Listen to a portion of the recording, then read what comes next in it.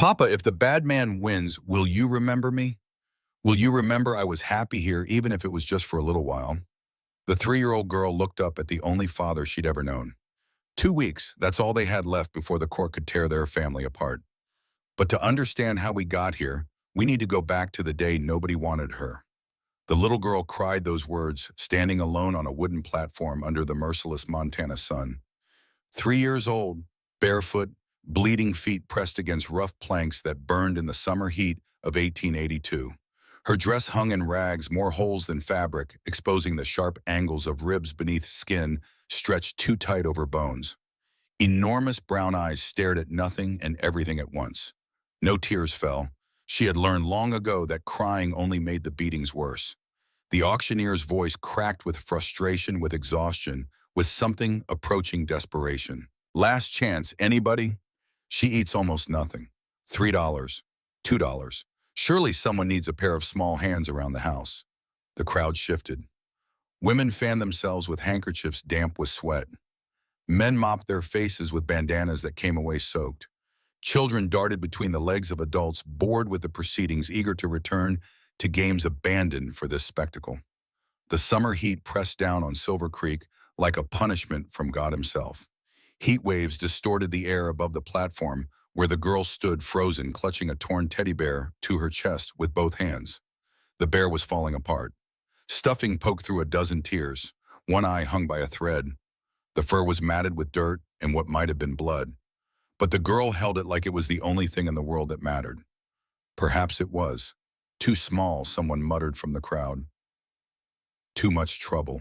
A farmer near the front shook his head, his weathered face set in stubborn lines. Won't be no use for years. Be eating more than she's worth. I ain't running to charity. Another man younger but with eyes just as hard called out. What good's a runt like that? Probably simple-minded. Look at her just standing there. A woman near the edge of the gathering tutted to her husband, her voice carrying despite her attempt at discretion. Poor little thing. But we've already got 4 mouths to feed.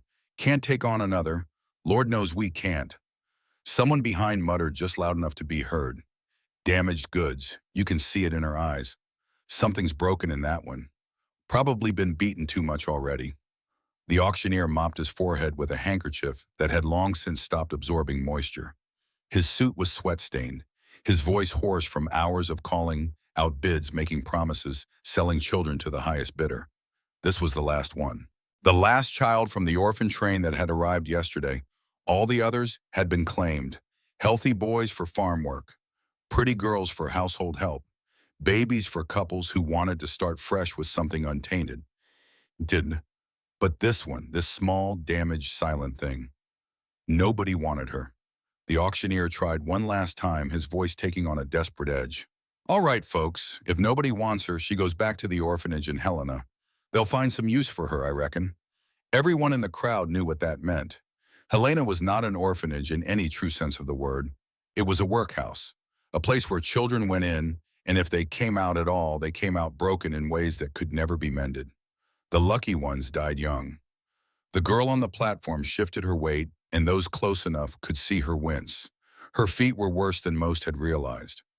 Not just dirty, not just bare, but cut and bruised and bleeding from standing on the rough wood. From walking miles in those bare feet to get to this moment, to this rejection. Still, she did not cry. That absence of tears was perhaps the most heartbreaking thing of all. This child at 3 years old had learned that the world offered nothing but hurt, had learned to endure pain in silence, had learned not to ask, not to hope, not to want. Going once, the auctioneer called his voice heavy with the knowledge of what would come next. Going twice. Wait. The word cut through the heavy afternoon air like a knife through flesh. One word. But it changed everything. Every head in the crowd swiveled toward the source. A tall figure emerged from the shadows at the edge of the gathering. His boots struck wood with authority as he strode toward the platform.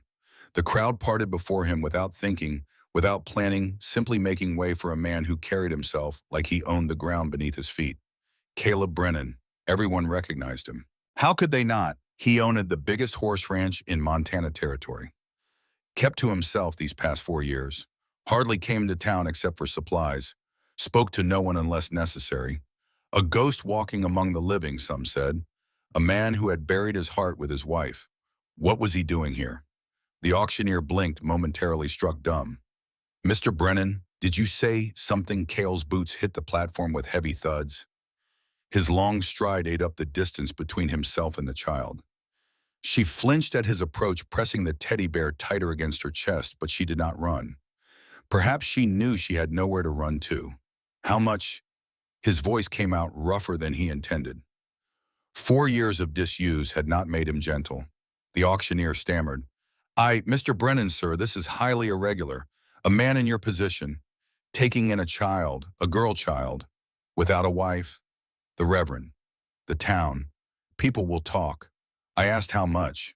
The words fell like stones into still water. Flat, final, brooking no argument. The standard placement fee is $5, but... Cale pulled out his wallet. His hands moved with the economy of motion that came from a lifetime of ranch work. Counted out $50, 10 times the asking price. Slapped the bills on the podium with enough force that several fluttered in the hot breeze. That should cover the fee, and then some. Papers, now. The crowd erupted in whispers, a hive of voices buzzing with shock and speculation and judgment. Brennan's lost his mind. What's a bachelor rancher want with a little girl ain't natural? A man his age living alone, taking in a child like that. Reverend Whitmore ain't going to like this. Cale ignored them all. Every last voice, every judgment, every assumption. He crouched down slowly, carefully bringing himself to eye level with the girl. Up close, she was even more pitiful than he had realized from the crowd. Cheeks hollow. Arms like twigs that might snap in a strong wind. Dark circles under those enormous eyes that seemed to take up half her face. Hey there, he said quietly, keeping his voice as soft as he knew how. What's your name? She stared at him without answering. Her grip on the teddy bear tightened until her knuckles went white. That's your friend? He nodded toward the bear. He got a name. Still nothing. But something flickered in her eyes. Not trust. Not yet. But curiosity. Maybe. A tiny spark of something that was not quite fear. I'm Cale.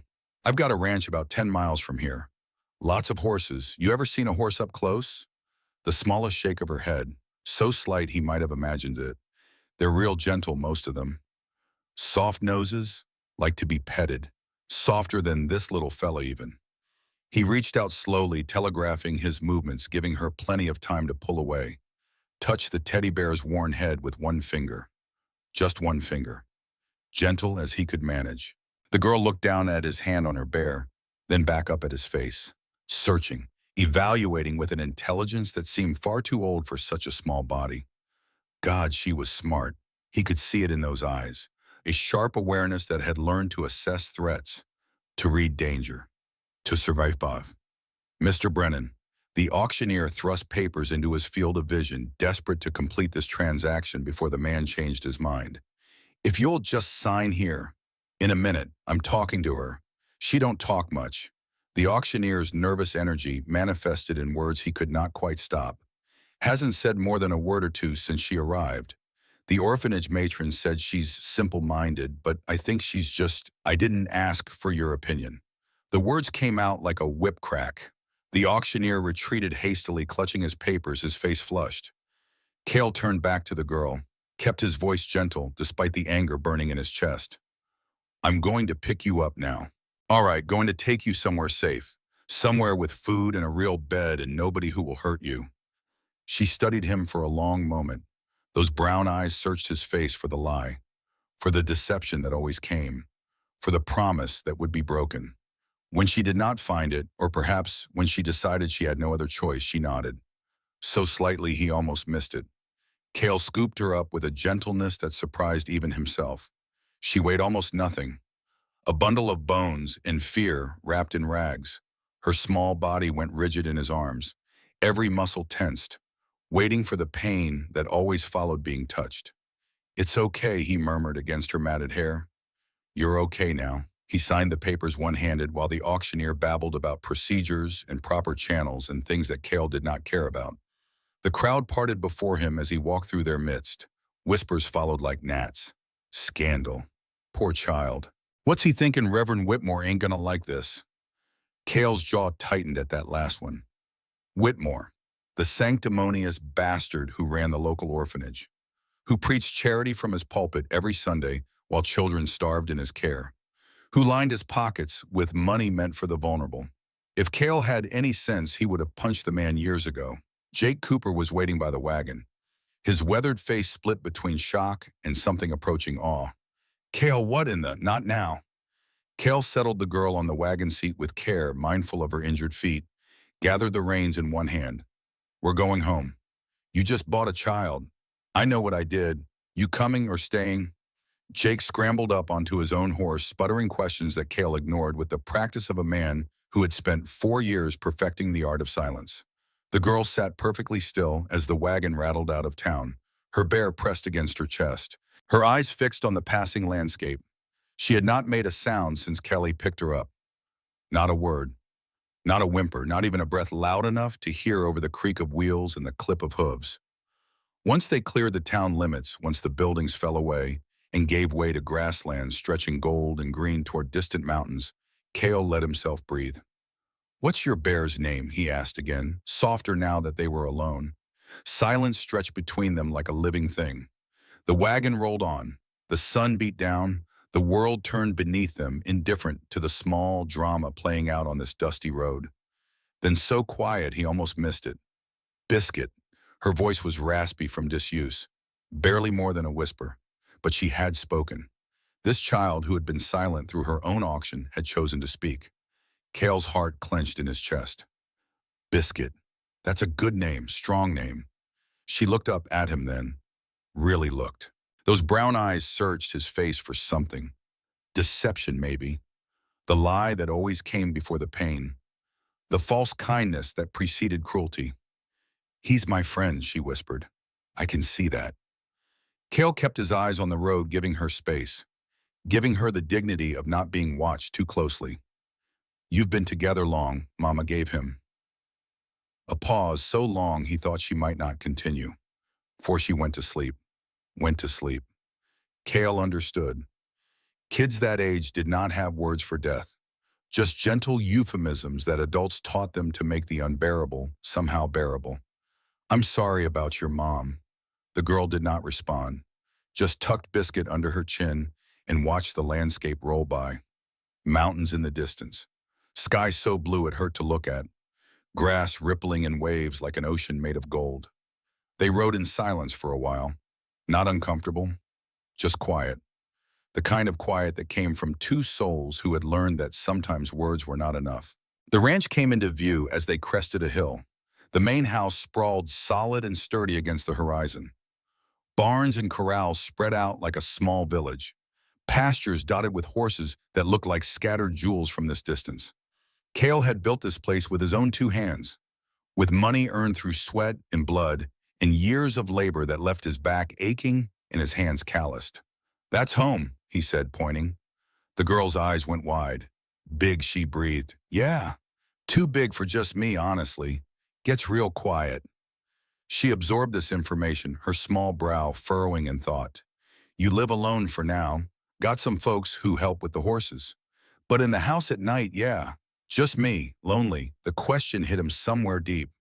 Somewhere he had thought sealed off. 3 years old and she understood loneliness better than most adults ever would. Sometimes he admitted, she considered this. Then so quietly he was not sure he heard right. Me too. The wagon pulled up to the main house. Before Cale could climb down, before he could help the girl, the front door burst open. A woman in her late 50s stormed down the porch steps, gray hair escaping from her bun, flour on her apron, eyes blazing with a mixture of shock and something that might have been fury or might have been fear.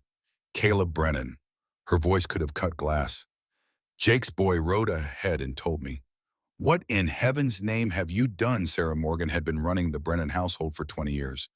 First for Cale's father, now for Cale. She had nursed him through childhood fevers, boxed his ears for misbehavior, held him while he sobbed after his wife died. After his son followed 3 days later, she was the closest thing he had to a mother, the only person in the world who could speak to him like this. Sarah, I need your help. He lifted the girl down from the wagon seat, keeping his movements slow and gentle. Sarah stood frozen on the bottom step. Her sharp eyes took in the tiny child in Kale's arms. The rags, the bleeding feet, the hollow cheeks, the haunted expression and eyes too old for such a young face. Lord have mercy. The anger drained from Sarah's voice like water through a sieve. What have they done to this baby? Nothing good. Kale shifted the girl in his arms. She needs food, a bath, clean clothes, someone to look at those feet. Sarah's face transformed. Shock became fierce determination in the space between one heartbeat and the next. Bring her inside, now. The next hour passed in a blur of activity. Sarah heated water for a bath while Kale sat with the girl in the kitchen, coaxing her to eat small bites of bread and cheese. She ate like she expected the food to be taken away at any moment. Fast, barely chewing, her eyes darting to the door, watching for threats that might burst through. Slow down, little one. Kale touched her arm gently. Nobody's going to take it from you. There's plenty more where that came from. She froze, a piece of cheese halfway to her mouth, stared at him with naked disbelief. I promise. Eat all you want. If you're still hungry after Sarah, will make you more. Something shifted in her expression. Not trust, not yet, but the beginning of hope, a tiny crack in the armor she had built around herself to survive. The bath's ready, Sarah called from upstairs. The girl's whole body went rigid. Her eyes darted toward the door, the windows, any possible escape route. Hey, Kale crouched down to her level. It's just a bath, warm water, maybe some soap that smells nice. Sarah will be gentle. I promise. No. The word came out sharp, terrified. No bath, please. Kale's gut twisted. What had they done to this child that made her fear simple things like water? Okay, no bath tonight. Maybe tomorrow when you're ready. How's that sound? She stared at him, clearly waiting for the catch, the punishment, the anger that always followed defiance. When none came, when he just looked at her with patient eyes, she nodded slowly. Good. Kale offered her his hand. Let's go find you a room then, somewhere you can sleep. She did not take his hand, but she followed him, a small shadow trailing behind. Her bear clutched tight. Sarah met them in the hallway, her expression carefully neutral, despite the questions burning in her eyes. I've got the blue room ready. It's small, but it's got a nice window. Perfect, Kale led the way. The girl's bare feet made no sound on the hardwood floors. She moved like a ghost, like something trying desperately not to be noticed. The room was simple, a bed with a patchwork quilt that Sarah had made years ago, a small dresser, a window that looked out over the east pasture where horses grazed in the golden evening light. Clean, safe, more space than this child had probably ever called her own. She stood in the doorway, not entering. This is yours. Kale gestured to the room. All of it, nobody else's. She looked at him, at Sarah, at the room. Her bottom lip trembled. Mine, yours. She walked in slowly, touching the quilt with one tentative finger as if it might bite. Then the dresser, then the window, pressing her palm flat against the glass like she needed to confirm it was real. That this was not some dream she would wake from to find herself back in the dark. Biscuit, too. She held up the bear. Biscuit, too. Something in her face crumpled. Not sadness exactly, but the release of tension held too long. Walls starting to crack under the weight of hope she had not dared to feel. She sat down on the bed very carefully, as if expecting it to disappear, as if one wrong move might shatter this fragile moment. Then she looked up at Kale with those enormous eyes. What's your name again, Kale? Caleb really, but everyone calls me Kale. Kale, she repeated, testing it. You won't. You won't make me go back. The question broke something in him. Some last wall he had been holding up against the world. No, he crouched down, meeting her eyes directly. I won't make you go back. This is your home now. Understand? She studied him for a long moment, searching for the lies she had learned to expect from adults. When she did not find it, when all she saw was a broken man trying his best to offer safety, he barely believed in himself. She nodded slowly. Okay, one word. But it was enough. Sarah appeared with a glass of milk and a clean nightgown, 3 sizes too big. Let's get you changed, little one. That dress needs burning. The girl flinched at the approach but allowed Sarah to help her change. Her tiny body revealed the truth of her suffering. Ribs visible beneath paper-thin skin, bruises in various stages of healing, yellow and green and purple marks that told a story of systematic violence. And on her back, Sarah made a sound like she had been punched.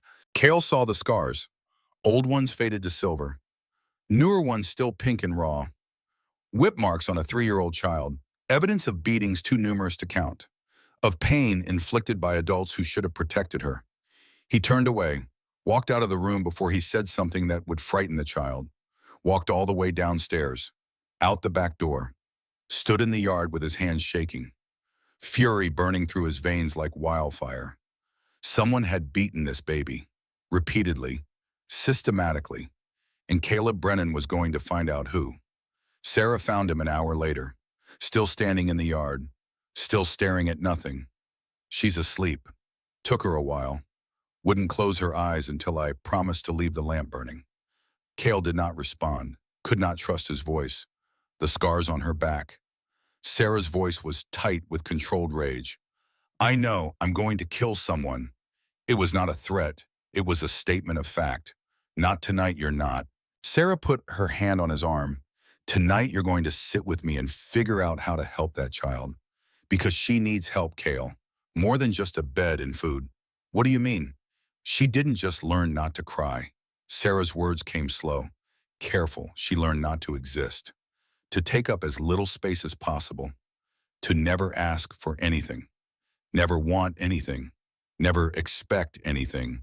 That kind of learning doesn't just go away. Cale thought about the way the girl had moved through the house. Silent, careful, always watching. The way she had flinched at every sudden sound. The way she had eaten like someone might steal the food from her hands. So what do? We give her time. Sarah squeezed his arm. We show her over and over that this is different. That we won't hurt her. That she's allowed to want things. To need things. To be a child. She paused. And we find out her name. She hasn't told us that yet. Cale nodded slowly. I'll talk to the auctioneer tomorrow. Find out where she came from. Who had her before? Sarah's expression hardened. And the town is going to talk. Let them. Reverend Whitmore won't be pleased. A single man taking in a little girl. Reverend Whitmore can go to hell. Sarah smiled grimly. I was hoping you'd say that. She turned toward the house, then paused. Cale, what you did today. Anna would have been proud. He could not speak past the lump in his throat. Just nodded. Later that night, Cale sat in the chair outside the girl's room, listening to her breathe. She whimpered in her sleep a few times. Soft sounds of distress that made his hands clench. He heard Sarah go in to soothe her, heard the low murmur of comforting words. Around midnight, a soft voice drifted through the door. Cale, he was inside before he had made a conscious decision to move. The girl sat up in bed, her bear clutched to her chest. Moonlight streaming through the window painted silver tracks down her cheeks. Tears, finally. After everything she was crying. Hey. He sat carefully on the edge of the bed, keeping distance between them. Bad dream? She nodded, her breath hitching. Want to tell me about it, the dark room? Her voice was barely audible. They put me in the dark room when I was bad. Cale's hands clenched into fists, hidden at his sides where she could not see. There's no dark room here. No punishment rooms. No bad places. You understand? She looked up at him, those enormous eyes glistening in the moonlight. Promise, I promise.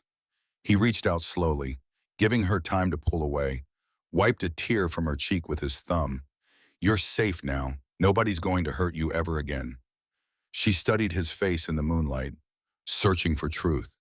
Whatever she found must have satisfied her because her body relaxed slightly, the rigid tension easing just a fraction. Emma, she whispered. What my name? Her grip tightened on Biscuit. I'm Emma. Something warm bloomed in Cale's chest. Something he had not felt in 4 years. Something that felt dangerously like hope. Emma. That's a beautiful name. She almost smiled. Almost. Go back to sleep, Emma. I'll be right outside if you need me. You won't leave, I won't leave. She lay back down, pulling the quilt up to her chin, her bear tucked securely beside her. Her eyes stayed fixed on Cale until sleep finally claimed her again. Until her breathing evened out and her small body relaxed into true rest. Cale sat in that chair until dawn broke over the mountains. watching over a child who had somehow impossibly cracked through walls he had spent 4 years building.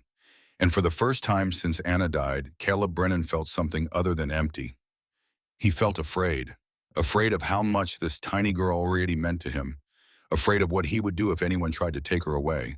Afraid of the future stretching out before them. Uncertain. Terrifying. Full of more hope than he had allowed himself to feel in years. But more than fear, he felt determined. Emma had spent her whole short life being unwanted, being hurt, being told she was not worth the trouble. That ended today. From this moment forward, she would know every single day that someone had chosen her, that someone had looked at her standing alone on that platform and decided she was worth everything. Cale did not know how to be a father, did not know the first thing about raising a little girl, but he knew how to protect what was his. And Emma was his now. God help anyone who tried to change that.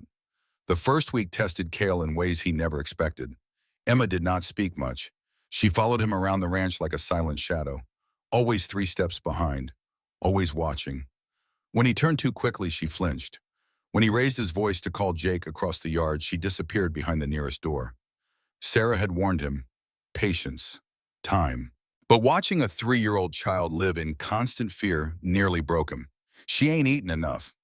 Sarah cornered him in the kitchen on the third morning, takes a few bites, then stops like she's waiting for permission. Give her permission then. I have. Doesn't help. She's been taught that food is earned, Cale, that she don't deserve it unless she works for it. Cale's jaw tightened. She's 3 years old. I know. He found Emma in the barn later that morning, standing frozen in front of a stall. Inside, a mare named Honey nuzzled her newborn foal. The baby was all long legs and soft eyes. Honey was protective but gentle. A good mother. That's Honey, Cale said softly, coming to stand beside Emma. Had her baby 2 days ago. Little filly. Emma did not respond, but her eyes were fixed on the foal with something that looked like wonder. You want to touch her, the tiniest nod. Cale opened the stall door, spoke quietly to Honey. The mare knew him, trusted him, allowed him to lift Emma up, to hold her close to the foal. The baby horse sniffed at Emma's outstretched hand, soft nose bumping against tiny fingers, warm breath against palm. Soft. The word came out barely audible. Real soft. Yeah. Cale's voice caught on something that felt dangerously like tears. Emma turned to look at him. And for the first time, something other than fear flickered in her eyes. What's her name? Don't have one yet. Maybe you could help me think of one. Emma considered this seriously, her small face scrunched up in concentration. Buttercup, Buttercup, Cale nodded. I like it. Buttercup it is. That night, Emma ate half her dinner without being coaxed. A small victory. But Cale held on to it like treasure. The nightmares came every night without fail. Cale learned to sleep light, listening for the whimpers that meant Emma was trapped in darkness again. Sometimes Sarah got there first. Sometimes Cale did. On the 4th night, he found her not in bed but huddled in the corner of her room. Biscuit pressed against her face. Emma. He crouched down slowly. What happened? The thunder. Her voice shook. It sounds like him. Like who, the man with the belt? Cale's blood ran cold. What man, sweetheart? But she would not say more, just pressed herself further into the corner, making her body as small as possible, disappearing. Cale sat down on the floor beside her, not touching, just present. The thunder can't hurt you, it's just noise. Big, loud noise, but that's all it is. He said that too. Emma's whisper was barely audible. Before he hurt me. Something inside Cale shattered. I'm not him. He kept his voice steady with effort. I will never hurt you, Emma. Never. You understand? She looked up at him, those enormous eyes searching his face in the darkness. How do I know? The question pierced him. How could he prove something that had to be shown over time? How could he make a broken child believe in safety she had never experienced? You don't. Not yet. But I'm going to show you every single day, and maybe one day you'll believe me. The thunder cracked again. Emma flinched but did not hide her face. Can you? Can you stay? I'll stay as long as you need. He stayed until dawn, his back against the wall, while Emma eventually drifted off with her head against his arm. Sarah found them there in the morning and had to turn away to hide her tears. On the 7th day, Tommy Morgan arrived, Sarah's 10-year-old grandson, visiting for the summer. He burst through the front door like a small tornado, all energy and noise. Emma vanished. Where'd she go? Tommy looked around confused. Grandma said there was a little girl. You scared her. Cale headed for the stairs. Stay here. He found Emma under her bed, pressed against the wall, trembling. Hey. He lay down on his stomach so he could see her. It's okay, that's just Tommy. He's loud, but he's harmless. He yelled, he's excited. Boys his age are like that. Cale held out his hand. Come on out. I'll introduce you properly. She did not move. Emma, his voice gentled. Nobody in this house will hurt you. Not me, not Sarah, not Tommy, I promise. Slowly, painfully. She crawled out from under the bed. Her whole body was shaking. Cale scooped her up, and for the first time she did not go rigid in his arms. She leaned into him instead, her face pressed against his neck. Progress. The introduction went better than expected. Tommy, under strict instructions from Sarah, approached Emma like she was a skittish horse. Hi, he crouched down to her level. I'm Tommy. I'm 10. What's your name? Emma pressed closer to Cale's leg but answered. Emma, that's a nice name. Tommy grinned. You ever seen baby horses before? A tiny nod. Cool. You want to come see Buttercup with me? She's getting bigger every day. Emma looked up at Cale, seeking permission. Go ahead. I'll be right here if you need me. She hesitated, then took Tommy's offered hand. He led her toward the barn, chattering about horses and summer and everything a 10-year-old found interesting. Sarah appeared beside Cale. Watching them go, that boy's got a gift with wounded creatures. Let's hope it works on this one. By the end of the day, Tommy had coaxed Emma's first laugh out of her. A small rusty sound, like something that had not been used in too long. Cale heard it from across the yard and had to sit down. You all right, boss? Jake materialized beside him. Fine. Cale cleared his throat. Just fine. Jake followed his gaze to where Tommy was showing Emma how to make a horse out of hay and twine. She's coming around, slowly. That's how it works with the broken ones. Jake sat down on the fence rail. Knew a horse once. Beaten so bad he wouldn't let nobody near him. Took 2 years before he'd trust a human again. But when he did, Jake shook his head. Most loyal animal I've ever worked with. She's not a horse, Jake. No, but hurt's hurt, and healing takes what it takes. On the morning of the 8th day, trouble came riding in. Cale was in the barn with Emma, showing her how to brush Buttercup with the careful attention she gave everything she loved. Jake came running, rider coming in fast. Looks official. Cale's stomach dropped. Take Emma to Sarah now, but the horsey Emma started. I know, sweetheart. We'll come back, but right now I need you to go with Jake. Okay. Something in his voice scared her. She nodded quickly and let Jake lead her away. Cale walked out to meet the rider, a young man in a deputy's uniform, sweating and uncomfortable. Mr. Brennan, got papers for you from Reverend Whitmore. Cale took the envelope, broke the seal. His vision went red. What is it, boss? Jake returned, standing at a careful distance. It's a summons, Cale's voice came out like gravel. Whitmore is challenging the adoption. Says I obtained Emma through improper channels. He wants her returned to the orphanage pending review. He can't do that. You paid. You signed papers. Apparently those papers weren't valid. The auctioneer didn't have authority to place children. That's Whitmore's job. That's horseshit. The auction happens every year. And every year Whitmore looks the other way because he gets a cut. Cale was already striding toward the house. But I took something he had already promised to someone else. Margaret Price. Margaret Price. Sarah met them at the door, Emma hiding behind her skirts. What's happened? Cale could not answer, could not look at Emma and tell her that the safety he had promised might be ripped away. Sarah took one look at his face and understood. Emma, honey, go play with Tommy in the kitchen.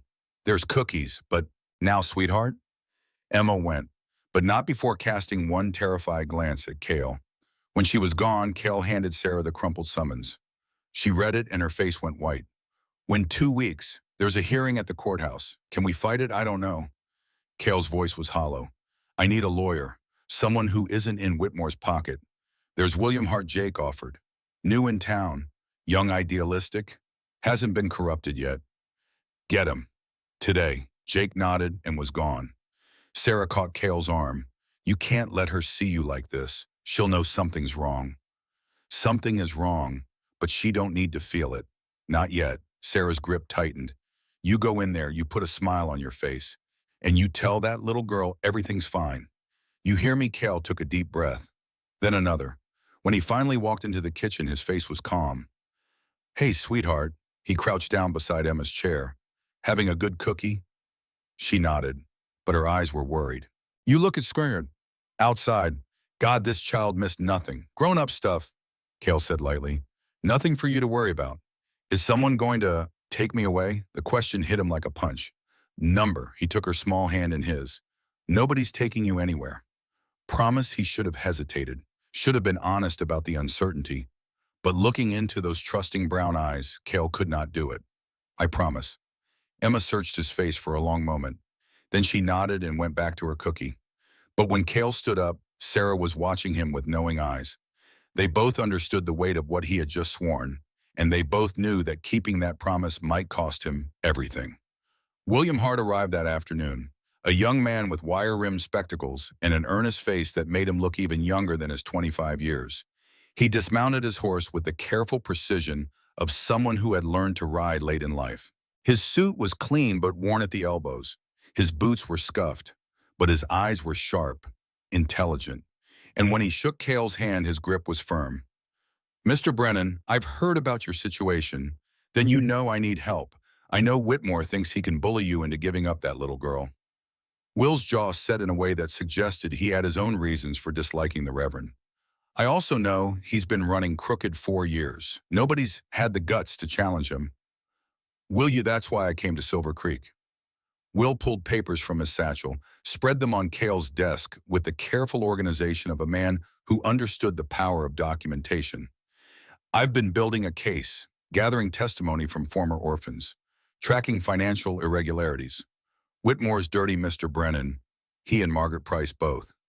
Hope flickered in Cale's chest, small and fragile as a candle flame in wind. Can you prove it? Not yet. But if we can delay this hearing, buy some time. Will met his eyes. I think we can take them down and protect Emma in the process. Cale looked toward the house. Through the window, he could see Emma playing some game with Tommy that involved biscuit and a lot of giggling. She was smiling, actually smiling, for the first time since he had brought her home. Whatever it takes, whatever it takes, even if it makes you enemies, even if this town turns against you, Cale's answer came without hesitation. She's worth it. Will nodded slowly. Something in his expression suggested he understood, that he too had known what it meant to fight for something worth saving. Then let's get to work. They spent the next 3 hours mapping strategy. Will laid out the legal landscape with brutal honesty. On paper, Whitmore had grounds. The auctioneer had overstepped his authority. The placement should have gone through official channels, channels that Whitmore controlled. But we shift the focus, Will explained. Make it about Emma's welfare, not procedural technicalities. We prove she's thriving with you, that returning her to Whitmore's care would be harmful. How medical examination? Document the scars, the malnutrition. Get a doctor to testify about the abuse she suffered while in Whitmore's system. Dr. Catherine Hayes. Will's face brightened. Perfect. She's one of the few doctors in the territory who'll testify against Whitmore. Most are too afraid of losing patients, of being ostracized. But Catherine, he shook his head with something like admiration. Catherine doesn't scare easy. The plan took shape, layers of defense, multiple angles of attack, medical evidence, character witnesses, financial records showing Whitmore's pattern of profiting from child placements. And if they could find more former orphans willing to testify about conditions in his care. It's going to be close, Mr. Brennan. Will gathered his papers. And Whitmore will fight dirty. Let him. But even as they planned, even as they built their case, brick by careful brick, Cale could not shake the feeling that they were always one step behind. That Whitmore had been playing this game longer, knew the rules better, had already made moves they had not yet discovered. That night after Emma was asleep, Cale sat with Sarah and Jake in the kitchen. The lamp burned low. Outside, crickets sang their evening chorus. I need to know everything about Margaret Price, Cale said grimly, and her connection to the Helena orphanage. Jake shifted uncomfortably, his weathered face troubled in the lamplight. There's been talk, nothing confirmed, but talk about what Widow Price lost most of her money when her husband died. Everyone knows she's barely keeping that big house running. Jake paused. Rumor is she's been acquiring help. Help. Sarah's voice was hard as stone. Children, from the orphanages. Calls them wards, but they're workers. Unpaid, barely fed. She trailed off. The silence that followed was heavy with implications too dark to speak aloud. And when they're old enough to leave, Cale pressed. Sarah met his eyes. Nobody knows. That's the problem. Nobody knows where they go. Cale felt sick. The bread he had eaten at dinner sat like lead in his stomach. And Whitmore Reverend runs the local orphanage. Feeds into the one in Helena. Jake's voice was quiet. Word is he and Mrs. Price have an arrangement. What kind of arrangement? The kind where children who nobody wants end up wherever pays the most. Cale stood so fast his chair crashed backward. The sound echoed in the quiet kitchen like a gunshot. And they put Emma on that platform. They would have. You stopped it. Sarah grabbed his arm. You stepped in before it could happen. But how many others didn't get that chance? Cale was pacing now. Fury and horror warring in his chest. How many children have they? You can't save them all, Cale. I can try. And lose Emma in the process. Sarah's voice cut through his rage like a blade. You go after Whitmore and Price, they'll come after you. They'll say you're unfit. They'll take her back. The words stopped Cale cold. They can't. They can try. And in this town where you've got no wife, no standing with the church, no allies except hired hands and an old woman. Sarah shook her head. You pick a fight now, you might lose everything. Cale's hands clenched into fists. Every instinct screamed at him to do something, to expose these monsters, to protect every child they had ever hurt. But Emma's face swam before his eyes. Emma, who was just starting to smile. Emma, who had finally stopped flinching at loud noises. Emma, who trusted him. What do I do? For now, you protect your girl. You build your case. You find allies. Sarah's voice softened. And you pray they don't move first. But prayer would not be enough. 3 days later, Reverend Silas Whitmore came to the ranch himself. Cale met him on the porch, deliberately blocking the door, making it clear the man would not be invited inside. Reverend. His voice could have frozen water. Mr. Brennan. Whitmore's smile did not reach his eyes. He was a tall man, imposing in his black preacher's suit. Silver hair swept back from a face that probably looked kind to those who did not know better. But Cale saw the calculation in those cold blue eyes, the cruelty hidden beneath the veneer of godliness. I thought perhaps we could discuss this situation like civilized men. There's nothing to discuss. Whitmore spread his hands in a gesture that was meant to look conciliatory. Now, I'm sure we can reach an arrangement. The child needs proper care, proper guidance. From a bachelor rancher, Whitmore's voice took on a sympathetic tone that made Cale's skin crawl. Come now, you know as well as I do that a man in your position can't provide what a young girl needs. And what does a young girl need? Reverend Cale stepped forward. To be sold to the highest bidder. To be beaten until she's afraid of her own shadow. Something flickered in Whitmore's eyes, just for a moment. Then the mask slipped back into place. I'm sure I don't know what you mean. The scars on her back say otherwise. Silence stretched between them, taut as a wire pulled too tight. That child came to me, damaged. Whitmore's voice dripped with false concern. Her mother was negligent. Her circumstances dire. We did our best to rehabilitate her, but some damage cannot be undone. Convenient. It's the truth. Whitmore stepped closer, his voice dropping to something more honest, more dangerous. Mr. Brennan, let me be frank. You have no wife, no family, no standing in this community. You've isolated yourself for years. And now you expect people to believe you're suited to raise a child. I don't care what people believe. You should. Whitmore's smile was sharp as a knife. Because in 2 weeks, a judge will decide whether you're fit to keep that girl. And I promise you my testimony will be thorough. Cale stepped forward, close enough to see the slight widening of Whitmore's eyes, the barely perceptible step back. Threaten me all you want, Reverend. Come after me with everything you've got. But know this, Cale's voice dropped to something cold and deadly. If you try to take that little girl, I will burn your whole operation to the ground. Every crooked deal, every missing child, Every cent you've taken from suffering families. Whitmore's face went the color of ash. You wouldn't. Try me. For a long moment, neither man moved. The air between them crackled with violence barely held in check. Then Whitmore stepped back, adjusted his collar with hands that shook just slightly. I see we understand each other. We do. I'll see you at the hearing, Mr. Brennan. He walked away. Cale watched until he disappeared down the road. Until the dust from his horse's hooves settled. Until the rage burning in his chest cooled enough that he trusted himself to move. When he turned around, Emma was standing in the doorway. Was that the bad man? Her whisper was barely audible. Cale crouched down, gathered her into his arms. He's not going to hurt you, sweetheart. Not ever again. But he wants to take me away. He wants to. He won't. Emma pulled back. Her small hands framed his face with a gentleness that broke his heart. You're scared. I can tell. Cale's throat tightened. Don't be. Emma pressed her forehead against his. You're brave. Braver than anyone. What makes you say that? Because you saved me. Her voice was fierce despite its smallness.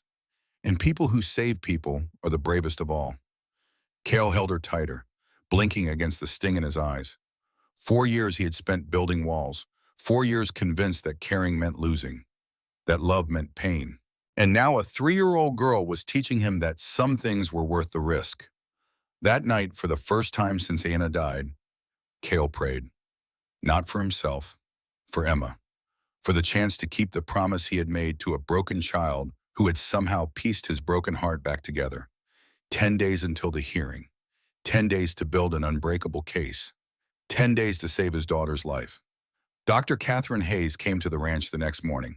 She arrived in a buggy driven by her own hand. A rarity for a woman, but then Catherine had never been one to care much about convention. She was in her 40s, handsome rather than pretty, with intelligent eyes and capable hands and a no-nonsense manner that had earned her the respect of every woman in the territory and the suspicion of most men. I heard about your situation, she said without preamble. I want to help. How I've examined children from Whitmore's orphanage before. 3 of them over the past 2 years. Catherine's jaw tightened. 2 had injuries consistent with severe beatings. 1 had marks suggesting other abuse. Cale's stomach turned. Did you report it? I tried. Bitterness crept into Catherine's voice.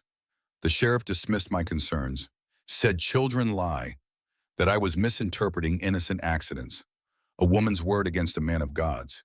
I never stood a chance, but if you testified at the hearing, I would gladly. But I need to examine Emma first, document her injuries properly, create a medical record that even Judge Stone can't ignore. Cale hesitated. Emma had barely gotten comfortable with Sarah touching her, a stranger poking and prodding. She's terrified of being examined. I know.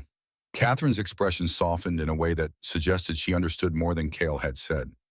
That's why I'm asking your permission first. I won't force her, won't even try if she says no. But if she'll let me, I might be able to give you the evidence you need. Cale found Emma in the barn with Tommy. They were feeding carrots to Buttercup. The filly had grown noticeably in just 2 weeks. Her legs were still too long for her body, her movements still awkward. But she was healthy, strong. Sweetheart, I need to talk to you. Emma looked up instantly, her body language shifting to wary. Am I in trouble? No. No. Cale crouched down to her level. There's a lady here, a doctor. She wants to look at you, make sure you're healthy. Emma's face went white. No, she's very gentle. She won't hurt you. They always say that. Emma backed away, shaking her head. They always say gentle and then they're not. This is different. No. Emma's voice rose to a scream. No doctors, no looking, no. She bolted, disappearing through the barn door before Cale could react. Tommy's eyes were huge. I'll find her. No. Let me. Cale found her 20 minutes later.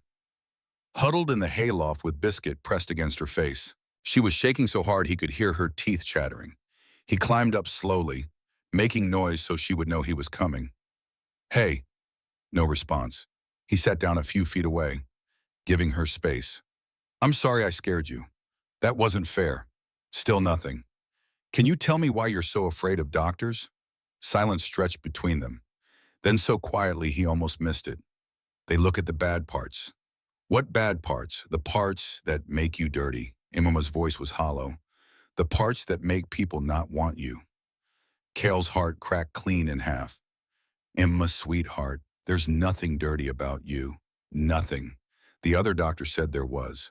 She finally looked up, her eyes swimming with tears. At the orphanage. He looked at my back and said I was damaged goods.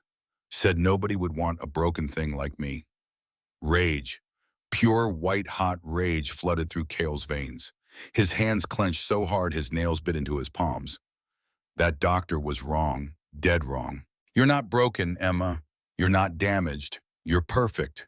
Then why do they hurt me? The question hung in the air like something poisonous. Cale did not have an answer. There was no answer that could make sense of grown adults beating a 3-year-old child. Because they were evil, he said finally. Because something was wrong with them. Not you. You didn't do anything to deserve what happened. Nothing. Emma studied his face with those 2 old eyes. The lady doctor. Is she nice? I think so.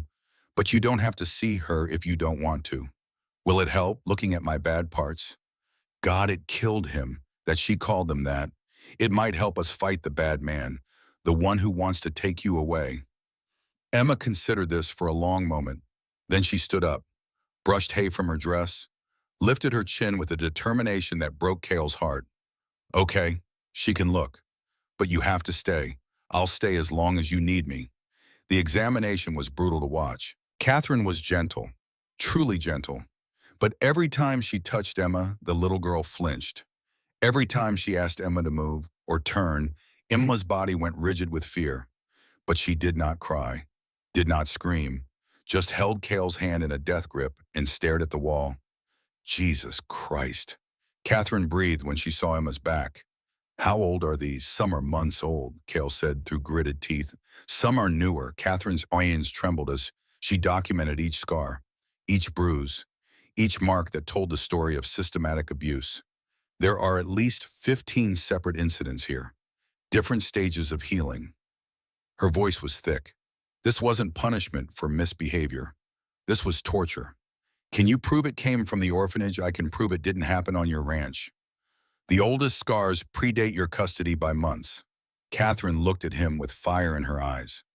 This child was being beaten regularly, Mr. Brennan, by someone with access to a belt or strap, someone in a position of authority. Whitmore, or someone working for him. Catherine closed her bag. I'll have my report ready for the hearing. And Mr. Brennan, whatever happens, I want you to know you saved this child's life. After Catherine left, Emma sat in Cale's lap, exhausted and trembling. Did I do good? You did so good, sweetheart. So brave. Will it help? I think so. I hope so. Emma was quiet for a moment. Then she said something that made Cale's breath catch. Papa. She had called him that before, but never so deliberately. Never with such intention. Yeah. If the bad man wins, will you remember me? His arms tightened around her. Nobody's going to win except us. But if they do, her voice was small but steady. If they take me back, will you remember that I was happy here? That I had a papa and a horse and cookies whenever I wanted Emma? I need to know. She looked up at him with those enormous brown eyes. I need to know that somewhere someone remembers that I was happy, even if it was just for a little while. Cale could not speak, could not breathe, could not do anything except hold this tiny child who had learned to prepare for happiness being stolen. I'll remember, he whispered finally, but it won't come to that. I swear to you. 2 days before the hearing, everything changed. A young woman arrived at the ranch, barely 18, thin as a rail, with haunted eyes that reminded Cale sickeningly of Emma when he had first brought her home. Mr. Brennan, she twisted her hands nervously. I'm Sarah Miller. I used to live at Reverend Whitmore's orphanage. Come inside. Her story spilled out in the kitchen, Sarah Morgan pressing tea into her hands while she talked. I was there for 6 years, from when I was 8 until I aged out at 14. Sarah Miller's voice shook but did not stop. The beatings were regular. If you talked back, if you didn't work fast enough, if you looked at him wrong. She took a shaky breath. But that wasn't the worst part. What was the worst part? The ones who got sold. Sarah's face went pale. Pretty girls mostly. Young ones. Families would come. Look us over like livestock. Pay Whitmore and take us away. Adopted number something else. She met Cale's eyes. I had a friend, Mary. She was 7. A couple from Helena paid $50 for her. She went away happy, thinking she was getting a family. What happened, I saw her 2 years later in Helena, working in a— Sarah stopped, swallowed hard. A house, a bad house. She didn't recognize me, or pretended not to. Sarah Morgan made a sound like she had been struck, and Mrs. Price Cale asked quietly. She took 3 girls while I was there, said she needed household help.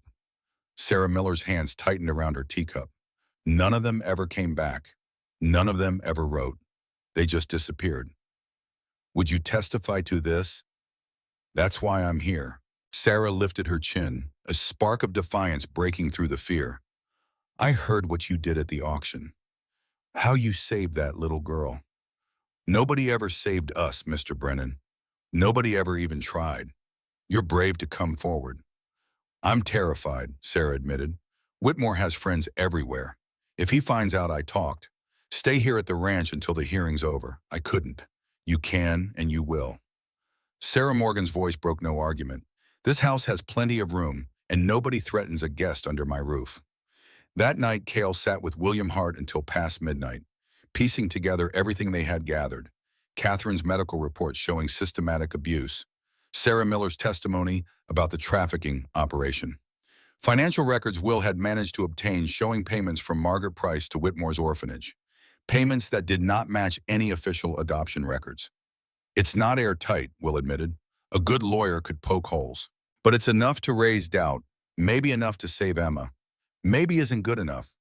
It's what we have. Cale stared at the papers spread across his desk. What if we lose, then we appeal? File injunctions. Stall. And in the meantime, Emma goes back to that place. Will was quiet for a long moment. There might be another option. I'm listening. If you were married, the court would look at you differently. A stable family unit, a mother figure for Emma. I'm not marrying someone just to win a custody case, I know, but it's worth considering. Will stood, gathering his papers. Get some sleep, Mr. Brennan. Tomorrow's going to be a long day. But Cale did not sleep. He sat on Emma's floor, watching her breathe, counting the hours until everything he had built could be taken away. The morning of the hearing dawned hot and merciless. Cale dressed in his best suit, the one he had worn to Anna's funeral.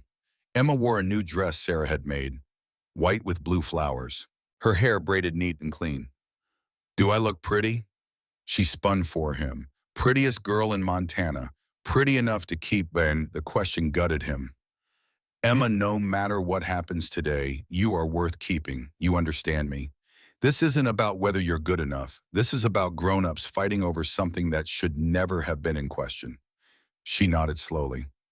Okay, Papa. They rode into town in silence. Sarah sat with Emma in the wagon bed, holding her hand. Sarah Miller followed on a borrowed horse. Pale but determined. The courthouse was packed. Half the town had turned out. Some curious, some supportive, most just hungry for spectacle. Cale spotted Whitmore immediately, standing near the front in his black preacher suit. Margaret Price beside him in widow's weeds. They both looked supremely confident. That confidence wavered slightly when they saw Sarah Miller. What's she doing here? Margaret hissed. Whitmore's face went carefully blank. Nothing to worry about. The word of a former orphan against a man of God. Nobody will believe her. But his eyes said something different. His eyes said afraid. Judge Abraham Stone called the court to order, and Caleb Brennan's fate began to be decided. Patterson Whitmore's lawyer went first, a slick man from Helena, all smooth words and practiced outrage. This child was removed from proper care without authorization. Mr. Brennan, however well-intentioned, circumvented established procedures designed to protect vulnerable children. Will rose. Objection. The auction at which Mr. Brennan acquired custody has been conducted annually for 15 years without challenge from Reverend Whitmore. Because I trusted that good families would step forward. Whitmore's voice rang with practiced sincerity. I never imagined a single man with no experience would attempt to raise a young girl alone. Reverend Whitmore, you'll have your chance to testify. Judge Stone's voice was stern. Continue, Mr. Patterson. Patterson laid out his case. Cale's isolation, his lack of family, the absence of a proper maternal influence. He painted a picture of a lonely bachelor playing at fatherhood with a child who deserved better. And what does better look like, Will asked during cross-examination. The orphanage where she was beaten. The system that was preparing to sell her to the highest bidder. Objection. Inflammatory, I'll allow it. Stone's eyes were sharp. Answer the question, Reverend. Whitmore's smile stayed fixed, but his eyes turned cold. I have no knowledge of any mistreatment. The orphanage follows all established guidelines for child welfare. Then how do you explain this? Will handed the judge Catherine's medical report. Stone read it. His face went gray. 15 documented instances of beating, scars consistent with whipping, bruises in various stages of healing, all sustained before Mr. Brennan took custody. The courtroom erupted in whispers. Children fall, they play roughly, Patterson interjected. On their backs, with marks that match a belt or strap, Will's voice cut like a blade. These aren't playground injuries, Your Honor. This is systematic abuse. Stone banged his gavel. Order, I will have order. When the room quieted, Stone turned to Whitmore. Reverend, do you have any explanation for these injuries? The child came to us already damaged. Her mother was negligent, her circumstances dire. We did our best to rehabilitate her, but some damage cannot be undone. That's a lie. Every head turned toward the back of the courtroom. Sarah Miller stood, trembling but resolute. That's a lie, and he knows it. Young woman, this is highly irregular. Patterson started. Let her speak. Stone's eyes were sharp. Who are you, Sarah Miller? I spent 6 years in Reverend Whitmore's care. She walked forward, her voice growing stronger with each step. I know what happens in that orphanage. I know about the beatings, the starvation, the children who disappear. Disappear sold to families who don't want children. They want workers, servants. Sarah's gaze locked onto Margaret Price, who had gone deathly pale. Or worse. This is outrageous. Whitmore surged to his feet. This girl is clearly disturbed. I have names. Sarah did not flinch. Mary Collins, sold to a Helena buyer at age 7, last seen working in a brothel. Catherine Moore, taken by Mrs. Price at age 9, never heard from again. Thomas Reed, 8 years old, purchased by a mining company, died in a cave and 6 months later. The courtroom exploded. Stone pounded his gavel until silence returned. His face was like thunder. Reverend Whitmore, Mrs. Price, you will remain in this courthouse when proceedings conclude. Sheriffs see that they don't leave. Whitmore's face had gone the color of ash. Margaret looked like she might faint. Your Honor, Patterson attempted. These are unsubstantiated accusations. Then they can be investigated. In the meantime, we have a custody matter to resolve. Stone turned to Cale. Mr. Brennan, I'd like to hear from you. Cale stood, his legs unsteady beneath him. The weight of every eye in the courtroom pressed down like physical force. He had faced charging bulls, broken horses that could kill with a single kick, winters that froze men solid in their saddles. But this, standing before a judge who held his daughter's fate in his hands, this was a different kind of terror. What would you like to know? Judge Stone leaned forward, his weathering face unreadable. Why did you take this child? The question he had been asked a dozen times. The question he had never fully answered. Not to Jake, not to Sarah, not even to himself in the dark hours before dawn. Cale looked at Emma, sitting between Sarah Morgan and Catherine Hayes, her bear clutched to her chest, her eyes fixed on his face with absolute trust. Trust he had not earned, trust he did not deserve. Trust that terrified him more than any judgment Stone could deliver, because she was standing on that platform and nobody wanted her. His voice came out rough, scraped raw by emotion he could no longer contain. Because I know what it's like to feel that way, to believe you're not worth fighting for. You're a wealthy man, Mr. Brennan, a respected rancher. Surely you've never. My wife died 4 years ago. The words tore out of him. My son, 3 days later. Silence fell over the courtroom. Even Patterson had the grace to look uncomfortable. I spent 4 years convinced that caring about anyone was a death sentence, that it was safer to be alone. Cale paused, gathering himself, forcing the words past the lump in his throat. Then I saw Emma. Saw her standing there with nothing but a broken toy and broken faith, waiting for someone to tell her she mattered. And I couldn't walk away. I couldn't let her believe the lie that she wasn't worth saving. And are you equipped to raise her a single man with no experience? No. The honesty surprised everyone, including Cale himself. I don't know what I'm doing half the time. I mess up constantly. He looked at Emma. She was crying now, silent tears streaming down her face. But I love her, and I will spend every day of my life trying to be what she needs. Papa, Emma's small voice cut through the courtroom like a bell. She had slipped away from Sarah, was standing in the aisle, tears streaming down her face. Papa, I want to say something. Child, this is a courtroom, Stone started. Please, Emma's voice broke. Please let me talk. The judge studied her for a long moment. This tiny girl with enormous eyes. This child who had suffered more in 3 years than most people suffered in a lifetime. Then he nodded. Emma walked forward. So small among all these adults, so fragile looking. But her voice was steady when she spoke. The bad man says I need a proper family. A mama and a papa and a nice house. She looked at Whitmore, and something fierce flashed in her eyes. But I had those things at his orphanage. I had a bed and food sometimes and other kids, and they still hurt me. She turned to the judge. Papa Cale never hurts me. He reads me stories. He lets me name the baby horses. He stays with me when I have bad dreams, even when he's tired. Her small hands clenched at her sides. He chose me when nobody else would, and I choose him back. The silence that followed was absolute. That's quite a statement, young lady. Stone cleared his throat. I mean it. Emma's chin lifted. If you send me back to the bad man, I'll run away. I'll run and run until I find Papa again.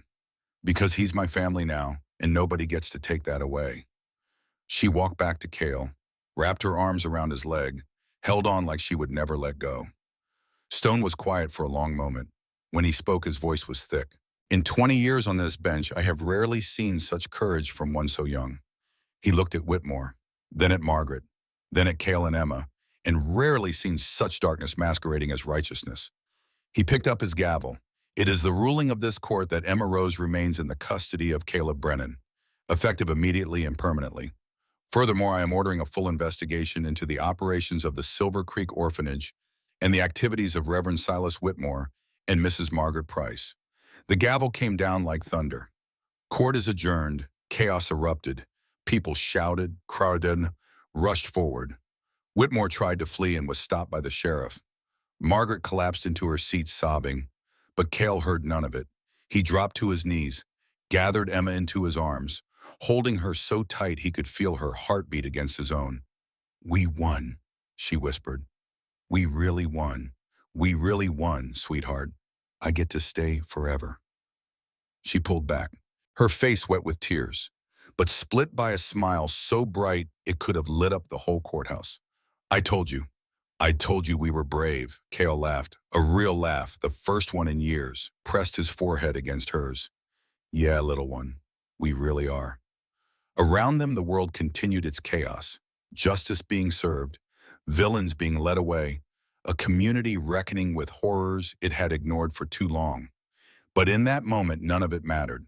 A father had fought for his daughter, a daughter had found her voice, and a family forged not from blood, but from choice had won the right to exist. The days after the hearing felt like waking from a long nightmare. Whitmore was arrested before he could leave the courthouse. Margaret Price followed within the hour. The sheriff, facing his own investigation, suddenly became very cooperative, producing records he had claimed did not exist, revealing connections that ran deeper than anyone had suspected. 7 children were recovered from Margaret's household, all of them malnourished, all of them bearing scars similar to Emma's. The youngest was 4. The oldest was 12 and could not remember ever being called by her real name. Silver Creek would never be the same. But Cale barely noticed the town's reckoning.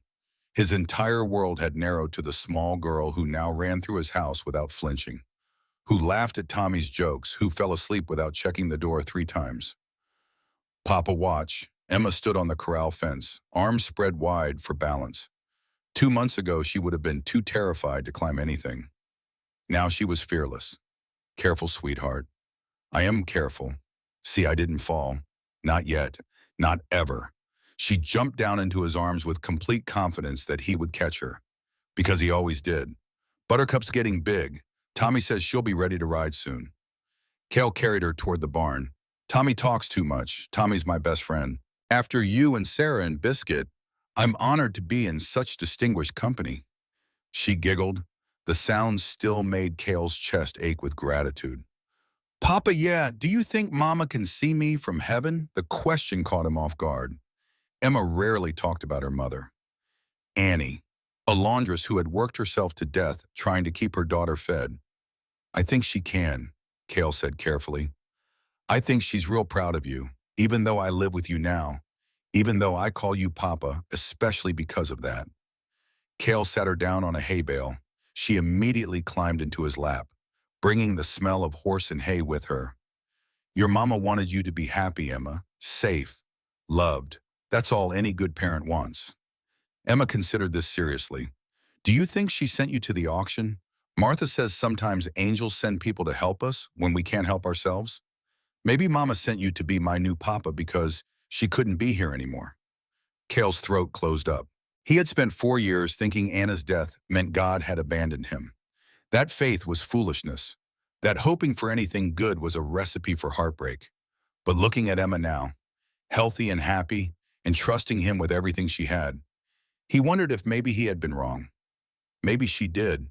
In early August, Dr. Catherine Hayes brought news. The investigation into Whitmore was expanding. They had found records going back 15 years, hundreds of children sold, dozens unaccounted for, and the ones they can find, Kale asked, being returned to family when possible, placed with proper adoptive families when not. Catherine's expression was grim. But many of them, Kale. What these children endured, the scars won't heal overnight. I know, some may never heal at all, but they can get better, with time, with love. The ones who find what Emma found, someone willing to fight for them. Catherine paused. That's actually why I'm here, beyond the investigation news. There's a boy, Daniel. He's 7, been in the system since he was 3. No one wants him because he's difficult, angry, been returned twice by families who couldn't handle him. Kale was quiet for a long moment. He thought about the empty rooms in his house, the abundance he had accumulated without anyone to share it, the years he had spent thinking he was not capable of love. I'd have to talk to Emma first. Catherine's face lit up. You're considering it? I'm not saying no. He found Emma in the barn, brushing Buttercup with the careful attention she gave everything she loved. Can I ask you something, sweetheart? Sure, Papa. He sat down on a hay bale. She immediately climbed into his lap, bringing the smell of horse and hay with her. How would you feel about having a brother? Emma went very still. A brother? There's a boy, Daniel. He's 7.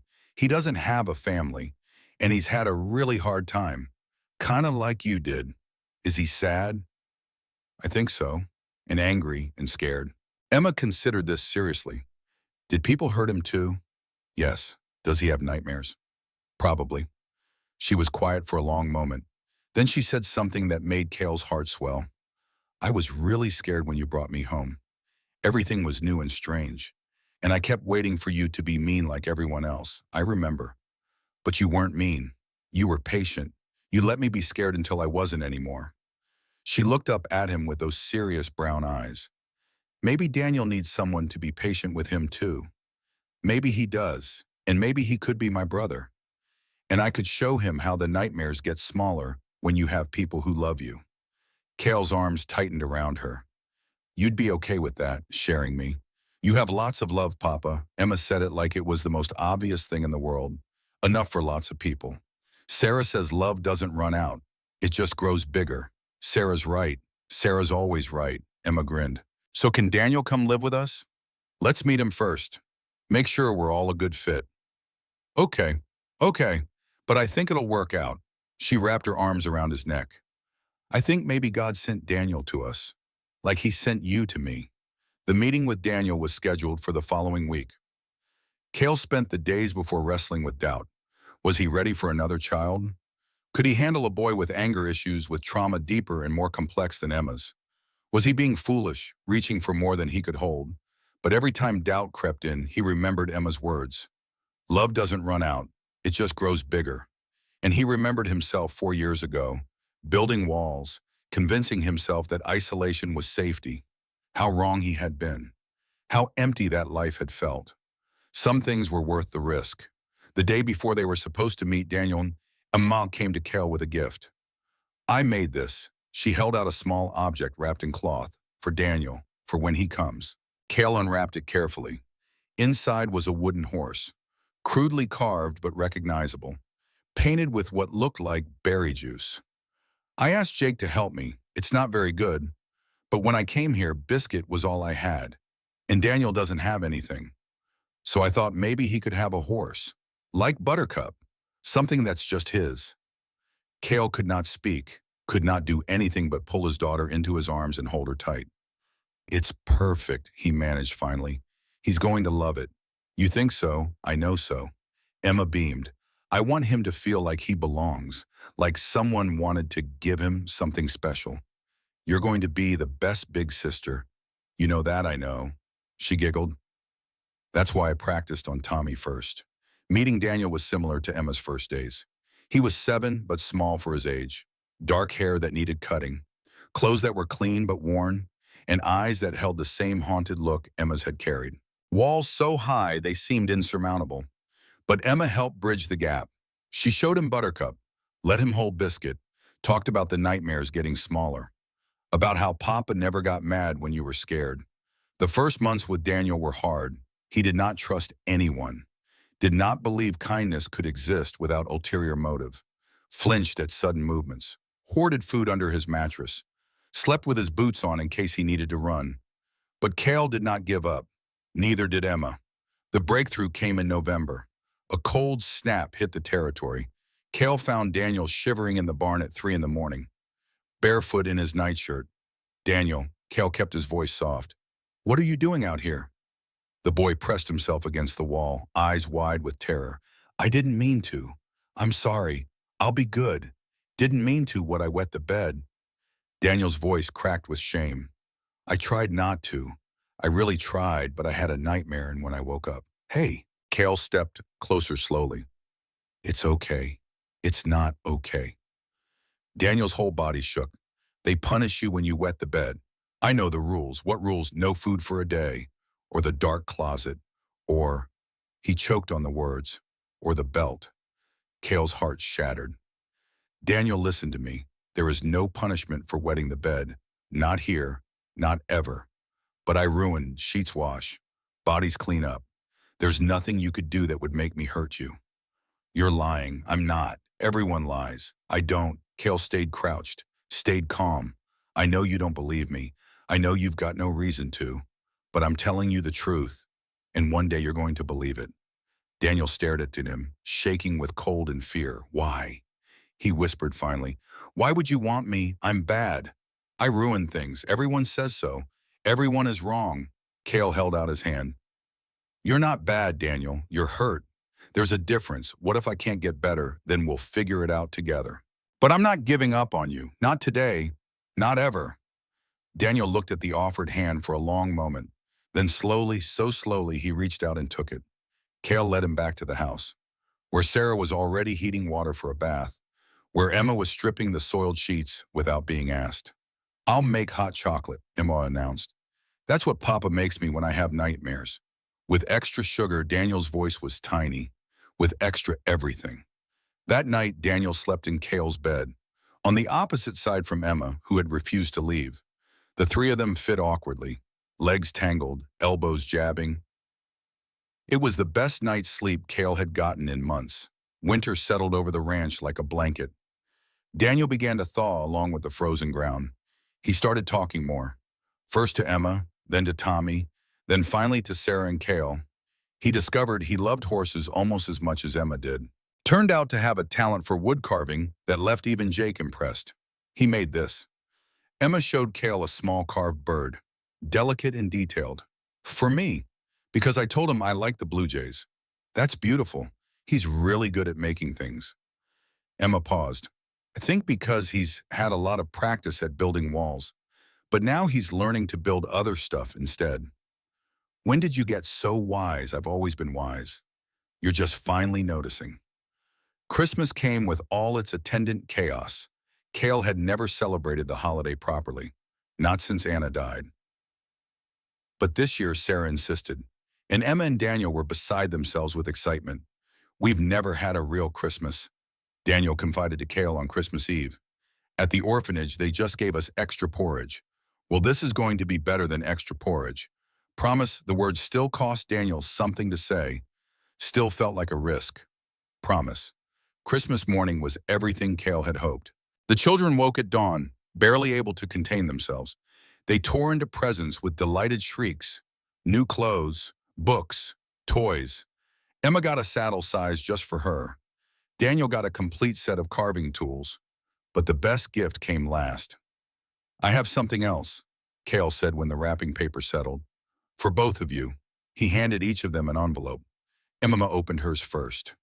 Read it. Read it again. Looked up with tears streaming down her face. "Papa, official adoption papers." Cale's voice was thick. "Signed by Judge Stone himself. You're not just Emma Brennan because we say so anymore. You're Emma Brennan legally. Forever." She launched herself at him, sobbing. Daniel opened his envelope more slowly. His hands were shaking. "This says," he stopped, swallowed. "This says you're adopting me." Pause. "But I've only been here a few months. Doesn't matter how long, matters how much." Cale held out his arm. "Making room. You're my son, Daniel. Have been since the moment you took my hand in that barn. This just makes it official." Daniel stared at him. For a terrifying second, Cale thought he had miscalculated. Then Daniel threw himself forward, crashing into Cale's chest. "Thank you. Thank you. Thank you," he sobbed. Cale held both children, his children, legally and forever, and felt something he had not felt in years. Complete. The years that followed were full of exactly that. Emma grew into a fierce young woman who fought for children the way Cale had fought for her. At 18, she enrolled in the first women's law program in the territory, determined to become the kind of advocate that William Hart had been. "I want to be the person who saves them." She told Cale before she left, "The way you saved me, you already are, sweetheart. You always have been." Daniel found his calling too, not in law but in building. He became an architect, designing homes and schools and eventually orphanages that were nothing like the places he had escaped. Every child deserves a beautiful space, he told reporters at the opening of his first children's home, a place that tells them they're worth something, that someone cared enough to build something good for them. And Cale watched his children change the world one life at a time. On Emma's wedding day 20 years after that summer auction, Cale walked her down the aisle of the same church where Whitmore had once preached his false gospel. Nervous, terrified, she admitted, but the good kind, like riding Buttercup fast, like standing up in court for the first time, like trusting someone with your heart. "Yeah," she squeezed his arm, "exactly like that. You taught me that you know how to trust again, how to love without being afraid of losing. You taught me first." She looked up at him with those brown eyes that had captivated him from the moment he had seen them. No longer haunted, but bright with joy. "No," her voice was soft. "You taught me I was worth fighting for. You were always worth it, Emma, from the very first moment." "I know," she smiled. "I finally believe it." The ceremony was beautiful.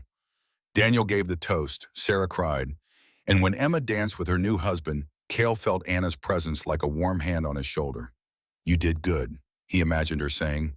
"Better than good." That night, after the guests had gone and the music had faded, Cale found himself on the porch of the ranch house. The same porch where he had held a terrified 3-year-old and promised her safety. The same porch where he had watched Daniel learn to trust. The same porch where his family had grown from one broken man into something beautiful beyond imagining.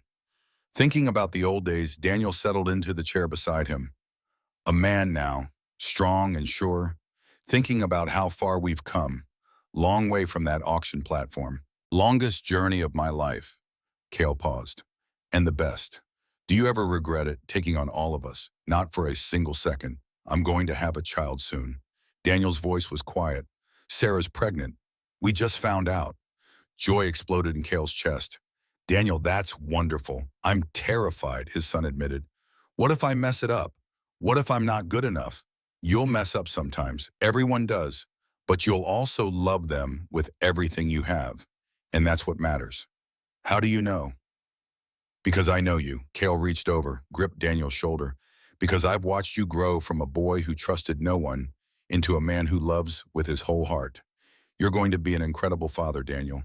I have no doubt. Because you taught me how. Because you chose to learn.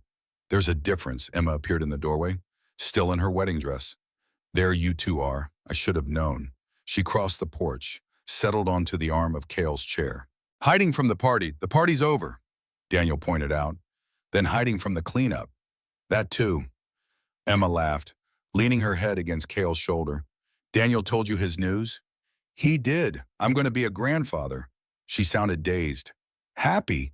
A real grandfather with a real grandchild. We're going to be a family, Daniel corrected. A real family. We've always been a real family, Cale said quietly. From the moment I stepped onto that platform. Everything else has just been confirmation. They sat together as the stars emerged. Three people who had found each other in the wreckage of their separate lives and built something lasting. Something true. Papa Emma's voice was soft. Yeah, thank you for everything. For seeing me when nobody else would. For fighting when you could have walked away. For being the father I never knew I needed. Thank you for letting me. Cale kissed the top of her head. For taking the chance on a broken man who didn't know the first thing about raising children. You learned fast. I had good teachers. Daniel stood, stretched, offered a hand to help Emma up. We should get some sleep. Long day tomorrow. Long life tomorrow, Emma corrected. And the day after, and the day after that. Good. Daniel grinned. I'm planning to need every single one of them. They went inside, leaving Cale alone on the porch. He stayed there for a long time, watching the stars, thinking about all the roads that had led to this moment. The grief, the isolation, the decision that had seemed crazy at the time, but had turned out to be the sanest thing he had ever done. Anna would have loved them, would have loved all of this. Somewhere in the darkness, an owl call called. The horses shifted in the barn. The wind carried the scent of summer grass and distant rain. And Caleb Brennan, who had once believed himself incapable of love, smiled. He had a daughter who fought for justice, a son who built beautiful things, a grandchild on the way, a legacy of love that would outlast him by generations. Not bad for a man who had gone to town for a horse and come home with a family. Not bad at all. 25 years after that summer day at the auction, Cale passed away peacefully in his sleep, surrounded by his children, his grandchildren, and enough love to fill every empty room in the house that had once echoed with loneliness. His last words were to Emma, who held his hand as the sun rose over the mountains he had loved his whole life. You were worth it, he whispered.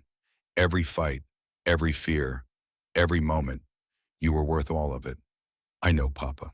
Tears streamed down her face, but she was smiling. You taught me that. Then I did my job right. He closed his eyes.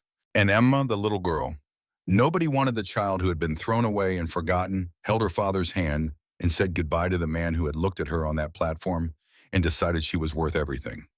At his funeral, the entire territory came to pay respects. Former orphans he had helped rescue, families he had supported, children whose lives had been changed by the ripple effects of his single act of courage. Emma spoke last. My father was not a complicated man, she said, looking out at the crowd. He believed in hard work, in keeping your word, in protecting those who couldn't protect themselves. But the thing that made him extraordinary wasn't any of that. She paused, gathering herself. The thing that made him extraordinary was his capacity to love, to see a broken child and believe she could be whole, to take a chance on hearts that had been shattered and trust that they could heal. She looked at Daniel, standing with his wife and their 3 children. At Sarah, gray-haired now but still fierce. At Tommy, who had become her husband, completing a circle that had begun in a hayloft decades ago. He taught me that family isn't about blood. It's about choice. It's about showing up day after day, improving through action what words can never fully express. Her voice steadied. My father saved my life when I was 3 years old. But more than that, he gave me a life worth living. He gave me love worth believing in. He gave me a future I never dreamed was possible. She lifted her chin, that familiar gesture of determination that Cale had recognized the very first time he had seen it. And I will spend the rest of my days making sure that legacy continues. That every child who feels unwanted knows there's someone fighting for them. That every broken heart learns it can beat again. She placed her hand on his casket. That's what you taught me, Papa. That's what I'll teach them. The service ended. The crowds dispersed. But the family remained. Emma, Daniel, Tommy, Sarah. The children running between gravestones. Too young to understand loss, but old enough to feel love. They stood together at Cale's grave, watching the sunset paint the sky in shades of gold and crimson. He would have hated all this fuss. Daniel said finally, he would have loved every second of it. Emma corrected. He just would have pretended to hate it. Same thing. She laughed through her tears. Yeah, same thing. A breeze stirred the grass. Somewhere a horse whinnied, and in that moment Emma felt her father's presence like a warm hand on her shoulder. I'm proud of you. She closed her eyes. I know, Papa. I finally know. The Brennan Ranch stands to this day. Emma's great-grandchildren run through its fields, play in its barns, ride horses descended from Buttercup. And in the main house above the fireplace hangs a portrait. A man, two children, a woman who refused to be left out. Not posed stiffly like most family portraits of the era, but candid, natural. The man is laughing at something the girl has said. The boy is leaning against his shoulder. The woman is rolling her eyes at all of them with fond exasperation. Below the portrait on a small brass plaque are the words Emma chose. Family is not born, family is built, and love once given never dies. That is the legacy of Caleb Brennan. Not the ranch, not the horses, not the reforms he helped pass or the children he helped save, but the simple truth he discovered on a summer day, standing on an auction platform, looking at a child nobody wanted. That some things are worth fighting for. That some people are worth believing in. That love in all its terrifying glory is the only thing that makes any of it worthwhile. He found a daughter when he went looking for a horse. He found a son when he thought his heart was full. He found a family when he believed himself incapable of love. And in finding them, he found himself. That is the power of choice. That is the miracle of belonging. That is what it means to love completely and without reservation, forever and always.